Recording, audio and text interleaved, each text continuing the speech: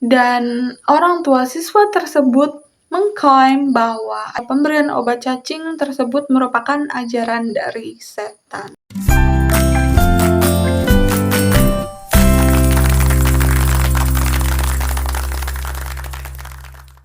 Halo guys, apa kabar? Selamat datang di YouTube channel aku. Aku di sini mau bawain cerita dari daerah Kenya yang ngebuat aku sendiri juga tercengang pas dengar beritanya.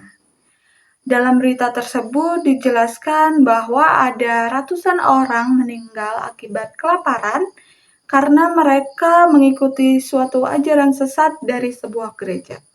Aku sendiri juga kurang tahu kenapa hal tersebut bisa terjadi, tapi katanya korban diiming-imingi untuk masuk surga dan bertemu dengan Yesus. Hal tersebut dikenal dengan pembantaian hutan Sakahola. Yang mendirikan gereja tersebut adalah pria kelahiran 1973, ia bernama Paul Mackenzie. Paul sendiri sebelumnya bersekolah dasar di Mualewa dan sekolah menengah atas di Lokore, dan dia sebelumnya tinggal bersama kakak laki-lakinya di Mombasa sebelum ia menjadi supir taksi. Tapi ia memutuskan berhenti dari pekerjaannya setelah istrinya meninggal pada tahun 1997 sampai 2003. Paul menikah untuk kedua kalinya bersama Joyce Mwakamba. Pada tahun 2003 tersebut, Paul mendirikan sebuah gereja yang bernama Good News International atau Gereja Kabar Baik Internasional. Paul dan Joyce pindah ke desa di Malindi pada tahun 2016 dan mengakuisisi sebuah stasiun TV. Tujuan utama ia mendirikan gereja untuk membantu masyarakat sekitar, dan terbukti Paul sendiri sudah dipercaya oleh masyarakat dan dinilai menjadi pribadi yang dermawan. Paul menerapkan program untuk membantu masyarakat sekitar. Hal yang dilakukan oleh Paul sendiri adalah membuat saluran YouTube di tahun 2017 yang digunakan untuk pelayanannya dan memperingati para pengikutnya terhadap tindakan setan seperti menggunakan uang elektronik. Itu merupakan tindakan dari setan seperti QRIS, Dana, atau M-Banking. Mengenakan rambut palsu itu merupakan tindakan dari setan. Sama Paul sendiri mengungkapkan bahwa agen PBB itu merupakan adalah agen dari setan. Kebanyakan yang bergabung dalam gereja milik Paul ini adalah perempuan dan anak-anak. Mereka percaya bahwa ajaran dari Paul ini sangat masuk akal. Paul juga dikenal sebagai ketua dari Good News International. Sebelumnya tidak ada indikasi kecurigaan atau penyelewengan apapun dari gereja tersebut. Aliran yang dilakukan Paul mendoktrin para jemaatnya bahwa kelaparan adalah satu-satunya jalan untuk masuk surga dan nantinya akan bertemu dengan Yesus. Paul sendiri mengklaim bahwa dirinya bisa berbicara dengan Tuhan. Paul mengajarkan ajaran agama yang ekstrim, yang menyimpang, dengan mendoktrin pengikutnya mati kelaparan supaya bisa masuk surga. Tapi guys, kalau dipikir-pikir, jika kita kelaparan, maka kita akan lemas dan lama-lama kita tidak mendapatkan asupan, apalagi sampai berhari-hari. Menurut aku, ajaran Paul ini benar-benar gila ya. Sesuatu yang juga nggak wajar dari Paul ini yaitu dengan membeli 800 hektar tanah dan mempunyai saluran TV sendiri. Katanya, usut punya usut, kekayaan dari Paul ini dari harta-harta pengikut Paul sendiri. Dikabarkan Paul memaksa pengikutnya untuk menjual semua yang mereka miliki lalu menyerahkan hasil penjualannya kepada Paul. Kalau kalian tanya kenapa hukum di Kenya ini tidak sampai ke pendengaran pemerintah atau penduduk sekitar, kalau kalian menanyakan hal tersebut, maka jawabannya Paul sendiri itu juga sebelumnya mempunyai beberapa kasus 2017, tepatnya pada bulan Maret, ia dituduh mengajarkan siswa menentang kurikulum pendidikan dan melarang mereka untuk mencari perawatan medis apabila mereka sedang sakit. Dan pada Oktober 2017, Paul dan istrinya dituduh mempromosikan gerakan radikal dan mengelola sekolah tanpa registrasi yang sah. Saat itu kabarnya Paul terlibat pertengkaran sengit dengan anggota parlemen Malindi, Aisyah Jumwa, dan sekitar 93 anak diselamatkan. Walau dituduh, Paul dan istrinya menyangkal dan mengatakan tidak bersalah serta membayar jaminan 500.000 siling atau setara dengan 61 juta rupiah. Di tahun yang sama, istri kedua Paul, Joyce, meninggal dunia dan ia memutuskan untuk menikah untuk ketiga kalinya dengan Rhoda Mombua Mawey. Setelah itu, pada Juli 2018, ia juga tersandung kasus ketika pemerintah sedang melakukan program pemberian obat cacing di sekolah dasar Kakuyuni di Malindi.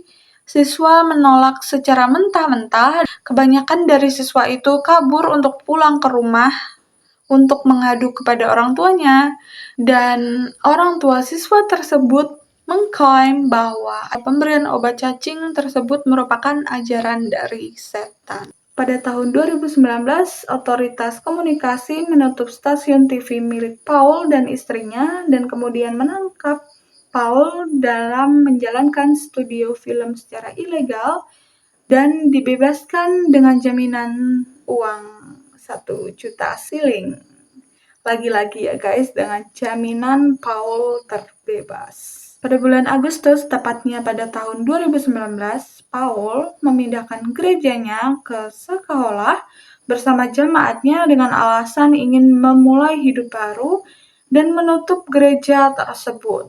Di Sakahola sendiri, Paul tinggal di tanah berluaskan 10 hektar di daerah yang diberi nama Bethlehem. Maaf apabila aku salah penyebutannya ya guys. Pada tanggal 20 Maret 2023, dua anak yang bernama Seth Sizanzo dan Eva Bradito Ngala dilaporkan meninggal di lokasi Cekama karena kelaparan. Kedua anak tersebut merupakan anak dari pasangan Ngala dan Emily Kangua. Sebelumnya, Ngala sendiri merupakan mantan perwira GSU yang membelot dan bergabung di gereja milik Paul ini. Dan pada tanggal 22 Maret 2023, Paul didatangi oleh pihak kepolisian akibat kasus tersebut. Jasad yang ditemukan di autopsi dan hasil dari autopsi bahwa kedua anak tersebut mengalami kelaparan serta ada cekikan di leher mereka. Penyelidikan dilakukan untuk mengetahui siapa yang melakukan pembunuhan tersebut, tapi yang lebih gilanya guys, yang melakukan pembunuhan tersebut adalah orang tua kandung mereka sendiri. Ngala dan Emily berkata mereka mengikuti ajaran dari Paul dengan menahan lapar, dan mereka juga berkata tidak sanggup melihat penderitaan anaknya, maka mereka melakukan pencekikan karena ingin menyelamatkan anaknya dari kehidupan yang sulit. Mereka ingin anaknya meninggal duluan sebelum ibu dan ayahnya meninggal. Ini benar-benar gila ya guys ya. Karena ya masa orang tua bisa sekejam itu mencekik anaknya sendiri. Paul yang didatangi polisi lagi-lagi mengelak dan berkata ia telah menutup gerejanya sekitar 1 tahun yang lalu. Bahkan Paul sendiri berkata ia hanya mengajarkan pengikutnya menyembah Yesus, bukan dirinya. Dan ia lagi-lagi memberikan uang jaminan sekitar 10.000 siling untuk kebebasannya. Dari kasus ini kita bisa lihat bahwa peradilan di Kenya masih lambat ya guys ya. Paul sendiri sering berselisih tapi selalu saja lolos dan selalu saja memberikan jaminan untuk kebebasannya. Pada tanggal 13 April 2023, kepolisian menerima laporan ada orang kelaparan dan ditemukan sekitar 15 orang, ada 2 orang sudah meninggal dunia, 2 orang mengalami kritis, dan 11 orang telah selamat tapi dalam keadaan kelaparan. Tapi guys, ada yang aneh, kebanyakan dari mereka itu menolak untuk diberikan pertolongan pertama dan menutup mulut mereka seolah-olah mereka ini tidak ingin ditolong dan ingin melanjutkan ajaran dari Paul ini. Pada tanggal 17 April, uang jaminan yang diberikan oleh Paul tadi sebesar 10.000 siling dikembalikan dan Paul ditahan selama 14 hari bersama rekan-rekannya dengan dakwaan pembunuhan, konspirasi untuk membunuh, perjanjian bunuh diri, membantu bunuh diri, penculikan, dan penyerangan. Sini istri ketiga dari Paul itu tidak berhasil ditangkap alias dia kabur. Karena diduga masih banyak korban dari Paul, maka pada tanggal 19 April 2023, ahli forensik, 3 orang ahli patologi dan analis tempat kejadian perkara memulai memetakan kemungkinan kuburan korban dengan bantuan para saksi. Sekitar 19 lokasi diduga sebagai kuburan massal dipetakan dan diinvestigasi, mulai dilakukannya pencarian di lahan 800 hektar tersebut. Pada tanggal 21 April terdapat 32 lokasi makam dan diidentifikasi dan terdapat 7 mayat yang ditemukan pada tanggal ini. Lalu di tanggal 22 April ditemukan 17 mayat, ditemukannya juga rumah kosong dekat kuburan massal, dan di sana polisi menemukan catatan pesan akhir zaman binatang. Hari demi hari korban semakin bertambah, evaluasi korban dilakukan selama berhari-hari. Bahkan pada bulan April sudah tercatat bahwa korban dari pengikut dari Paul ini sudah berjumlah 429 korban jiwa. Pada akhir April, pendeta lain seperti Ezekiel Ombok Edero yang memimpin gereja lainnya ditangkap atas dugaan kejahatan yang sama seperti Paul Mackenzie. Pada tanggal 2 Mei, istri dari Paul yaitu Rhoda Mumbuamaway ditangkap oleh kepolisian. Terorisme dan dugaan genosida merupakan tuduhan yang dilayangkan kepada Paul Mackenzie ini. Banyak dugaan atas kasus ini, bahkan setelah korban-korban diautopsi, banyak organ tubuh di beberapa korban hilang yang mengacu pada dugaan atas perdagangan organ manusia. Presiden Ruto dari Kenya sendiri juga mengatakan bahwa Paul sendiri berpura-pura berlagak seperti pendeta, padahal ia adalah pendeta yang sangat keji. Oke guys, mungkin itu aja yang bisa aku sampaikan. Gimana pendapat kalian setelah mendengar kasus ini? Kalian bisa like, comment, and subscribe untuk bantu akun ini ya guys. Jadi see you!